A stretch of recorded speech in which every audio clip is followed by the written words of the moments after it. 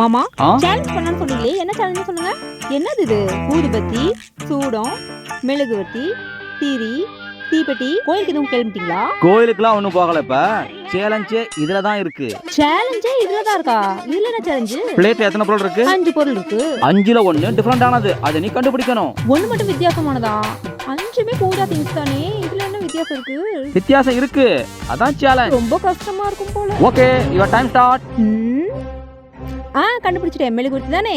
மெழுகுவர்த்தியா? எப்படி சொல்ற? ஏன்னா இதை மட்டும் தான் சர்ச்சில் யூஸ் பண்ணுவாங்க, இதெல்லாம் கோயில்ல யூஸ் பண்ணுவாங்க. சர்ச்சில் மெழுகுவர்த்தியை தீப்பெட்டி யூஸ் பண்ண மாட்டாங்களா? ஓ அப்படியா? சூடம் தானே? எப்படி சூடன்னு சொல்ற? ஏன்னா இதை மட்டும் தான் திருஷ்டி கழிக்க யூஸ் பண்ணுவாங்க, மத்ததெல்லாம் நார்மலா தானே யூஸ் பண்ணுவாங்க. திருஷ்டி கழிக்கவா? என்ன பாட்டி மாதிரி சொல்ற? தப்பு தப்பு. இதுவும் கிடையாதா? நல்லா திங்க் பண்ணு, ஆன்சர் கிடைக்கும். திரி கரெக்டா? எப்படி சொல்ற? ஏன்னா இதெல்லாம் தனியா யூஸ் பண்ணலாம், இத ஒரு அகல் விளக்குல எண்ணெய் வச்சு திரி வச்சு தான் யூஸ் பண்ண முடியும். கரெக்டா?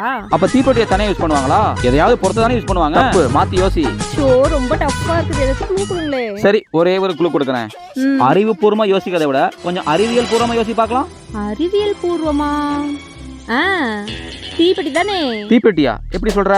ஏன்னா ஊதுபத்தி, மெழுகுவத்தி, சூடம், திரி இது எல்லாமே நெருப்ப வாங்கிக்கும், ஆனா தீப்பெட்டி மட்டும் தான் நெருப்ப உற்பத்தி பண்ணும். கரெக்டா? Correct answer. உனக்கு 500 ரூபாய் பரிசு. ஓகேவா? 500 கேட்காம கொடுத்துட்டீங்களே, ரொம்ப எல்லாமே சர்ப்ரைஸா தான் வரும்.